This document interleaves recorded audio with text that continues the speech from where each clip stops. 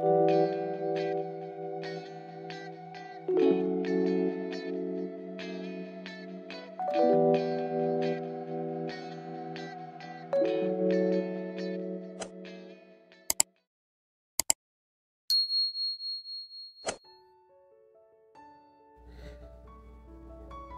nga nila, may mga halimuyak na hindi lang sa ilong dumidiretso. May mga samyo na sa puso agad kumakatok. At minsan ang pinakamalinis na bulaklak ay kayang gambalain ng isang pusong akala mo'y matagal ng tahimik. At doon nagsimula ang kwento ko. Sa pagitan ng dasal, tahimik na pasilyo, at isang amoy ng sampagitang hindi ko may paliwanag kung bakit hanggang ngayon ay nakadikit pa rin sa alaala ko. Ako si Samuel, seminarians sa 3 taon ko. Tahimik ang buhay ko, dasal, aral, tahimik ulit, walang kulang, walang sobra. Hanggang sa isang hapon may sumingit. Sa may gilid ng simbahan habang nagwawalis ako ng mga tuyong dahon, may boses na tumatawag. Kuya, gusto mo po ng sampagita? Paglingon ko, ayun siya. Si Byron. Nakatayo, may hawak na sampagita na parang bagong pitas at ngiting parang may sariling liwanag. Hindi ko alam kung bakit napalunok ako. Hindi ko rin alam kung bakit napangiti ako kahit bawal akong masyadong umiti ng walang dahilan. Magkano? Para sa'yo, libre. Mukha kang mabait, kuya. At ayun, doon ako nadapa. Kinabukasan habang nag-aayos ako ng kandila, naroon na naman siya.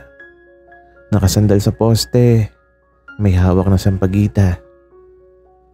Ngumiti at parang walang oras akong pinakakawalan ng tadhana.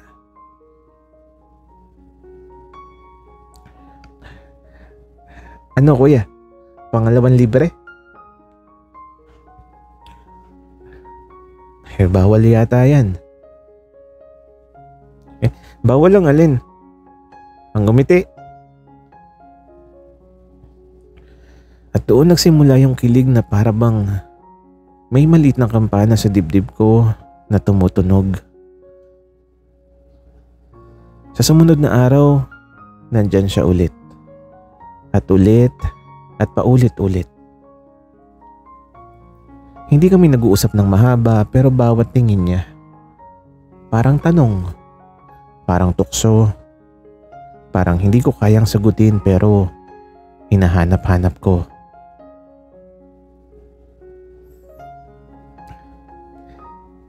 Kuya Samuel, sabi niya minsang nahuli niya ako nakatitig sa sampagitan niya. Bakit parang ang lalim ng tingin mo? Napakamot ako sa batok at ang sabi ko naman, wala, mabango lang siguro.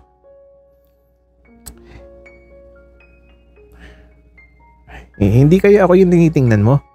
Wika naman niya. At ayun, kung hindi ako nasa simbahan, baka tumakbo na ako. Pero dahil seminarista ako, nagkunwari akong banal. At ang sabi ko, focus tayo sa bulaklak. Pero sa loob-loob ko, hindi ako sigurado kung bulaklak nga ba ang iniisip ko. At doon nagbago ang bawat hapon. Kung dati, inaabangan ko ang oras ng dasal. Ngayon, inaabangan ko kung ilang minuto pa bago lumapit ang lalaking may hawak na sampagita at ngiti na parang pinagpala. Hindi ito nakakagulo.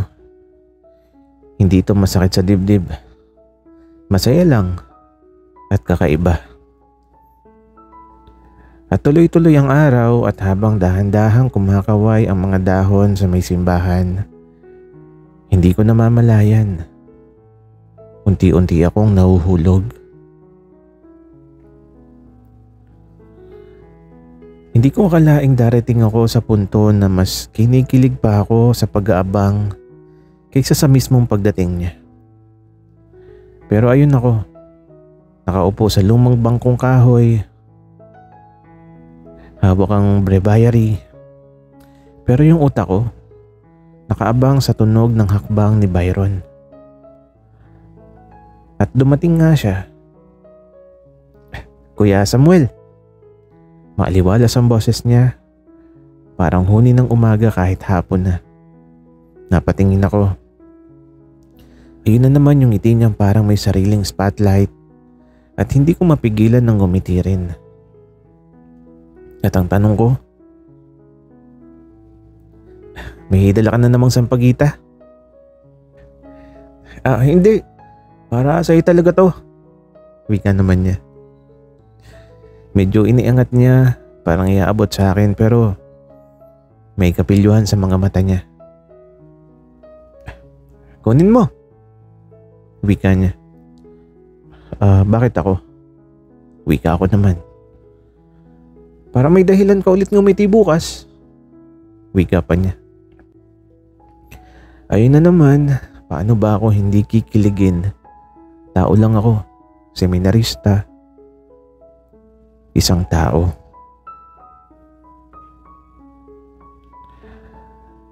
Nang hapon na yon, naglakad kami sa gilid ng simbahan. Siya ang kwento ng kwento, ako nakikinig. At minsan napapatingin siya sa akin ng matagal. Yung tipong nararamdaman mong may ibig sabihin pero hindi niya sinasabi. At ang bulong niya, "Kuya Samuel, pwede ba kitang tawagin na Sam?" Napatingin ako, medyo nahulog yung breviary ko sa lap. Hindi ba masyadong personal yun?" At itong ngumiti siya. At ang sagot niya, "Gusto ko maging personal." Aba, kung hindi ako gumawa ng sign of the cross noon, ewan ko na. Habang naglalakad kami, muntik na ako masagasaan ng tricycle. Mabilis niyang hinawakan yung braso ko at hinila ko palayo. Nagdikit yung katawan niya sa akin. Ramdam ko yung init at yung bilis ng pagtibok ng puso niya. Okay ka lang?" Tanong niya habang hawak-hawak pa rin yung braso ko. "Oo, ikaw?" Wika ko naman. "Sana lagi na lang kitang hinihila." Biro niya. Pinagpawisan ako kahit malamig ang hangin.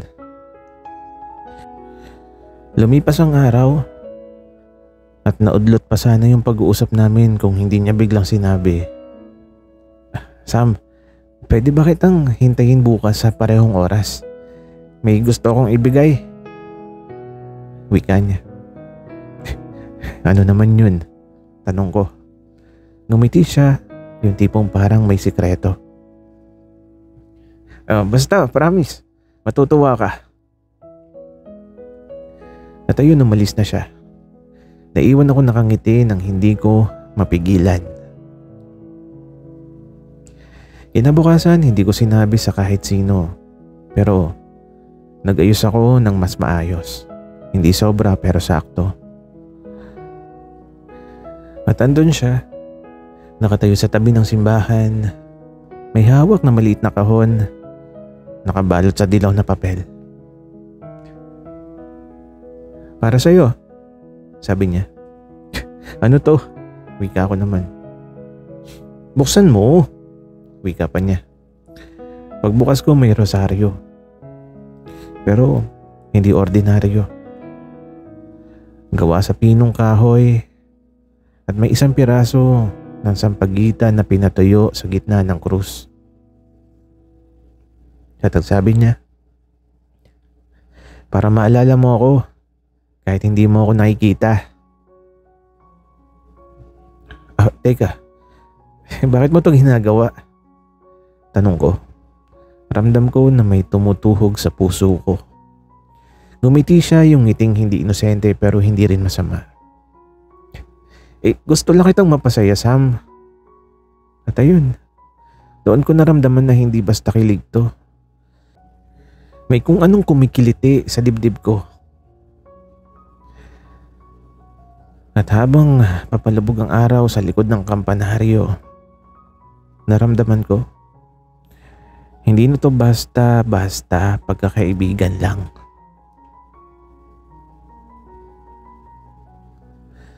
Kung sa unang araw ay kilig at sa pangalawa ay hindi matago ang ngiti.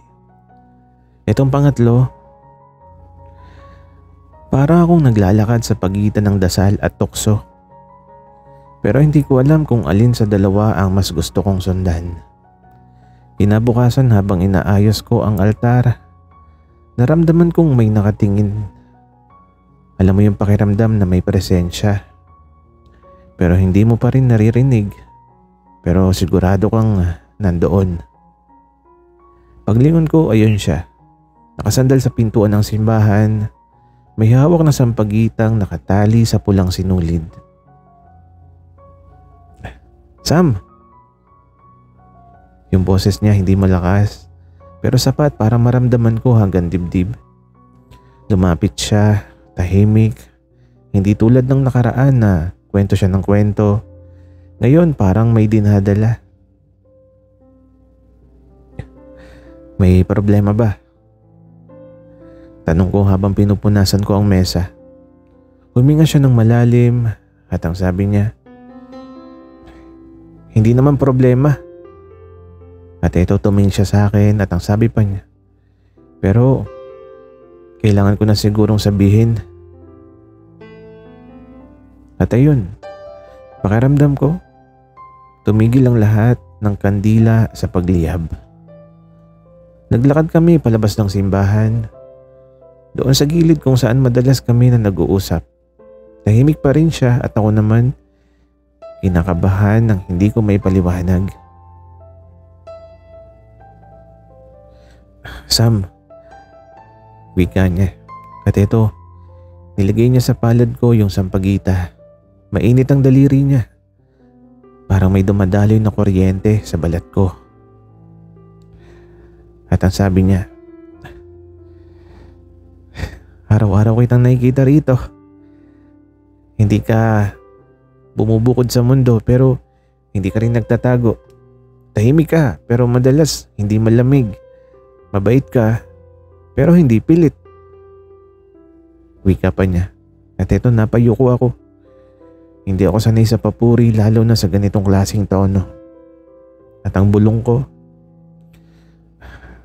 Byron. At ang sabi niya bigla, Sam, hindi ko na kayang itago. Gusto kita. At ayun, literal kong naramdaman na parang may humampas na kampana sa loob ng ulo ko. Hindi ako nakapagsalita. Parang nawala lahat ng Latin prayers sa utak ko. Huwag kang mabigla. Sabi niya agad, kagatlabi, halatang kinakabahan. Hindi ko naman hinihingi na ibalik mo eh. Hindi ko hinihingi na baguhin mo yung buhay mo. Gusto ko lang sabihin para malinaw. Para hindi ako magkunwari sa'yo. Wika pa niya. Naramdaman kong kumislot yung dibdib ko. Hindi sa sakit, kundi sa ginhawa. Parang matagal ko nang gustong marinig. At eto, tumingin ako sa sampagitang hawa ko. Totoo? Tanong ko. Oo, sagot niya agad. Kahit seminarista ako? Tanong ko ulit. Kahit ano ka pa? Wika naman niya. Napangiti ako, hindi yung tipong pilit, kundi yung parang hinila mula sa pinakaloob. Tumingin ako sa kanya, yung mga mata niya, hindi umaalis sa akin. Hindi rin ako makaiwas. At doon ko naramdaman na hindi na to simpleng kilig, hindi na to simpleng tuwa, hindi na to basta sampagita.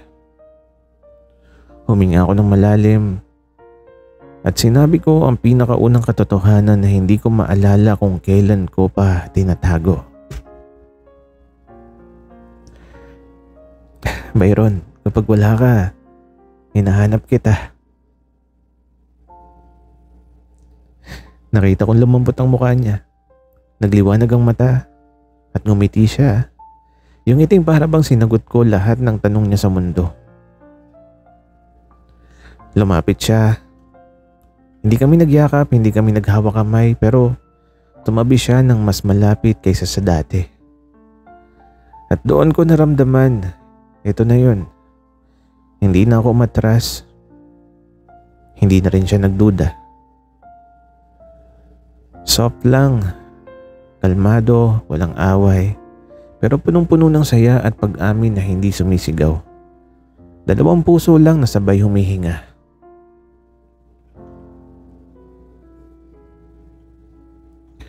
Kung paano nagsimula sa sampagita ang lahat, ganon din kabagal pero masaya ang naging takbo ng mga araw namin. Walang biglang ligawan, walang drama, walang bawalan, basta masaya lang, masaya kaming dalawa. Makalipas ang ilang linggo, naging parte na si Byron ng hapon ko. At ako, kahit hindi ko inaamin ng harapan, naging parte na rin ako ng araw niya. Minsan nagkukwentuhan kami tungkol sa pangarap niya. At ang sabi niya minsang nakaupo kami sa batuhan sa tabi ng simbahan. Sam, gusto ko balang araw magkaroon ng maliit na tindahan, hindi lang ng sampagita, kundi yung mga bulaklak talaga. Gusto ko na maging florist eh. At ito napangiti ako. Bagay sa'yo, mabango ka naman talaga, wika ko. Napahinto siya at ang sabi naman niya, ha? Ano raw? Napatakip ako ng bibig ko. At ang sabi ko naman, nabanggit ko ba yun ng malakas? Tumawa siya ng malakas. Yung tawang may halong kilig at pangaasar. Sam, ganyan ka pa rin. May in love talaga ako lalo. At nag-init yung tenga ko, literal. Minsan feeling ko mas mahirap yung pagiging seminarista kapag nasa tabi siya. Makalipas ang ilang araw, habang nagwawalis ako ng courtyard, bigla niya akong sinorpresa. May bit-bit siyang malaking payong. Sam, maulan ngayon. Hindi kita hayaang mabasa. At ang sagot ko naman, may payong naman ng kumbento. Ito kasi para sa atin, wika niya. At ayun, nilakad namin ng maikling daan pa uwi sa kumbento. Sabay sa ilalim ng isang payong, yung tipong konting-konti lang, magkakadikit na yung balikat namin. Komportable ka ba? Tanong niya. Hindi, sagot ko naman. Bakit? Tanong niya ulit. Kasi masyado kang malapit, wika ko. Tapos, gusto mo ba akong lumayo? Wika naman niya. Hindi ako sumagot. Kasi kung ang sagot ko ayoko, at alam niya, ramdam ko.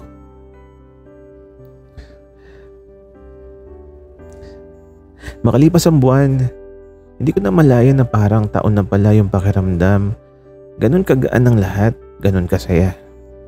Walang selosan, walang tampuhan, walang tanungan ng saan ka galing. Basta kung may oras kami, nagkikita kami. Kung wala, nag-aabang. Kung hindi nakikita, may ngiti pa rin sa susunod. At sa lahat ng ito, may isang tanong na mas lalong lumilitaw sa akin. Bakit parang mas natatagpuan ko ang sarili ko kapag kasama ko siya?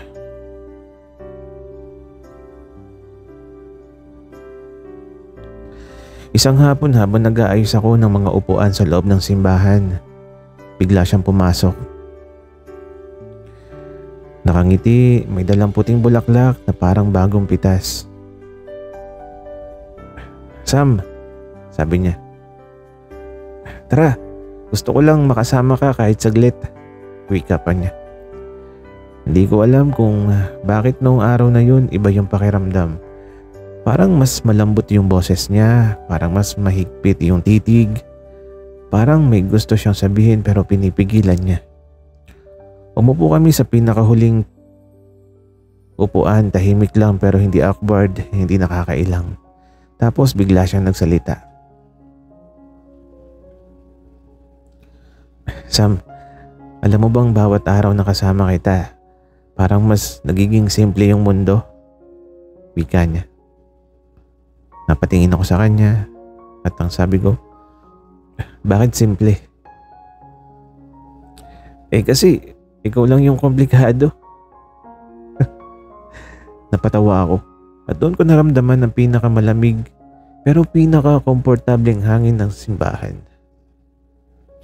At bago kami umuwi, hinawakan niya yung rosaryong binigay niya noong isang buwan.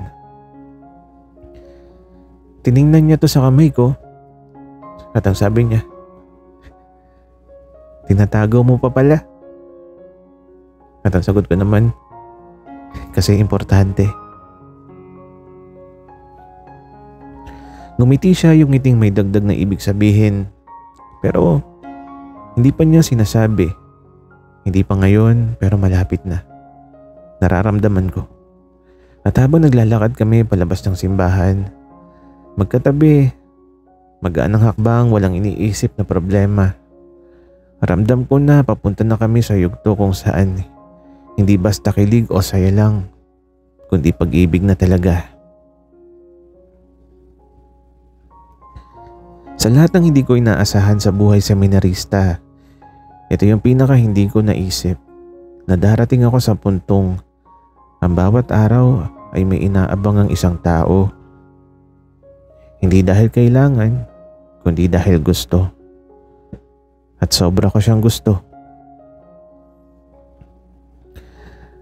Makalipas ang ilang linggo, naging mas natural ang lahat sa amin ni Byron. Hindi na siya nag-aalangang lumapit sa akin sa simbahan. Hindi na rin ako kinakabahan kapag naririnig ko yung boses niya. Masaya lang, magaan lang. Hindi pong parang matagal na kaming magkaibigan pero may halong lambing na hindi namin binabanggit. Isang hapon nagdala siya ng merienda. Hindi mamahalin, hindi espesyal pero espesyal para sa akin. "Sam, kain ka muna. Baka naman puro dasal ka na lang. Baka maubos ka." At eto, napangiti ako. "Ubusin mo muna yung jokes mo bago ako maubos," wika ko. At eto, tumawa siya at sa tuwing tumatawa siya, parang gusto ko pang pahabain ng araw.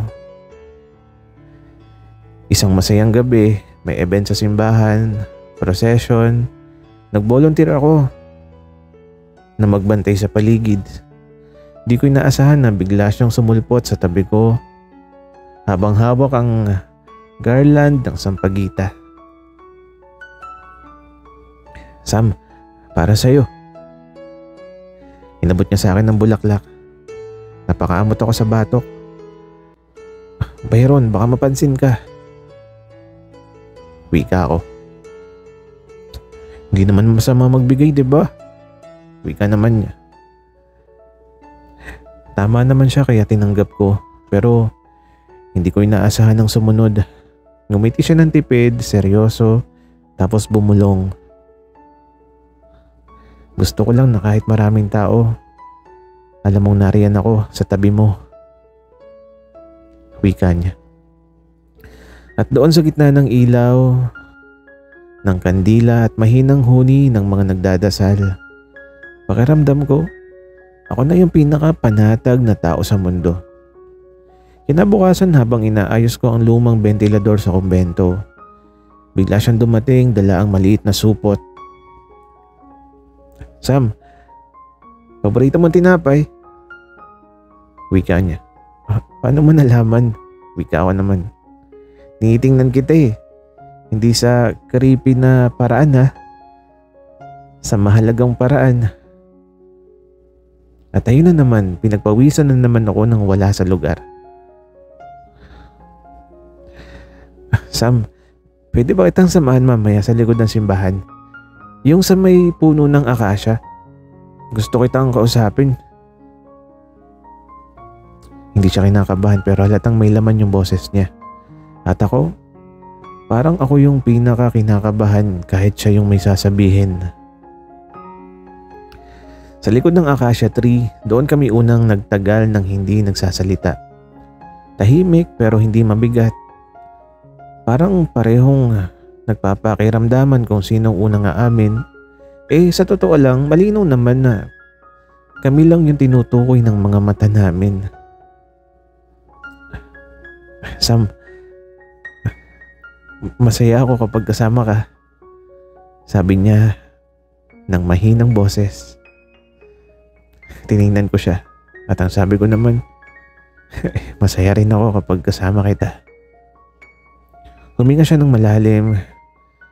Tumingala sandali tapos tumingin ulit sa akin. Alam kong seminarista ka at nire-respeto ko yun pero hindi ko kaya magpanggap na hindi kita mahal. Wika niya. At ayun na yun. Diretso, malinis, walang drama, walang luha, walang sigawan, confession lang. Mas totoo pa kaysa sa anumang dinig ko sa confessional booth. Nilagay ko yung rosaryo binigay niya sa palad ko at saka ako nagsalita. Byron, kung pagmamahal yung pinag-uusapan, huminto ko sandali. Hinahanap yung tamang salita. Hindi kita tinatanggihan. Nagulat siya. Hindi sobra pero yung tipong ang laki ng naibsan sa dibdib niya. Sam, ibig sabihin, wika niya. At ang sagot ko, masaya ako. Dahil ikaw yung dahilan kung bakit gumagaan yung mga araw ko. At kung ano man to, hindi ko to tatakasan. Hindi siya lumapit, hindi rin ako. Pero sapat na yung ngiti namin para maintindihan. Natanggap ko siya, tanggap niya ako. At masaya kaming dalawa. Walang label, walang pressure, walang bawal, walang selos. Walang iyakan, basta masaya lang, basta kami. At habang nakaupo kami sa lilim ng acacia tree, ramdam ko na tong tahimik at simpleng pagmamahal ay walang halong problema, puro masaya lang. Kung may isang bahagi ng buhay ko na gusto kong balik-balikan, ito yung mga hapon na magkasama kami ni Byron nang walang kailangang itago, walang kailangang pag-usapan ng mabigat. Dahil malinaw na sa aming dalawa, hindi namin kailangan maging komplikado para maging masaya. At sa huling yugto ng kwento namin, mas lalo kong naintindihan na ang pag-ibig na hindi pakipot, hindi pasikot-sikot at hindi nagtatago ay yung pag-ibig na talagang nagpapagaan ng mundo. Makalipas ang ilang buwan, hindi na ako umalis ng seminaryo. Hindi na rin niya hiniling na umalis ako.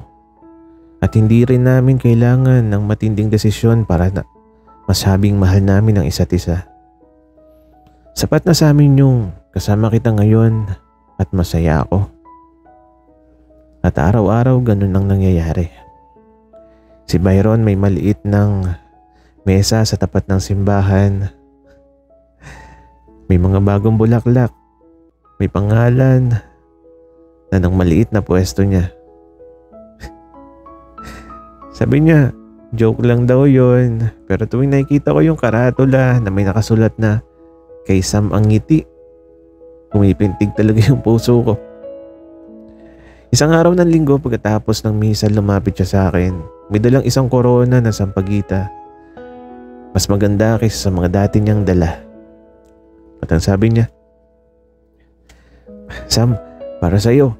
Kasi proud ako sa'yo today." Napangiti ako. At ang sagot ko naman, "Ngayon lang." Hindi, araw-araw. Ngayon ko lang sinabing ng malakas, wika niya. Umagalpak ako ng tawa at doon ko naramdaman na wala ng kaba sa pagitan namin. Puro saya na lang, puro lambing na hindi namumula sa hiya. Tumabi siya sa akin habang nakaupo kami sa hagdan ng simbahan. Hindi kami nagdikit. Hindi rin kami humawak pero ramdam ko na mas malapit pa kami sa kahit sinong magkahawak kamay sa mundo.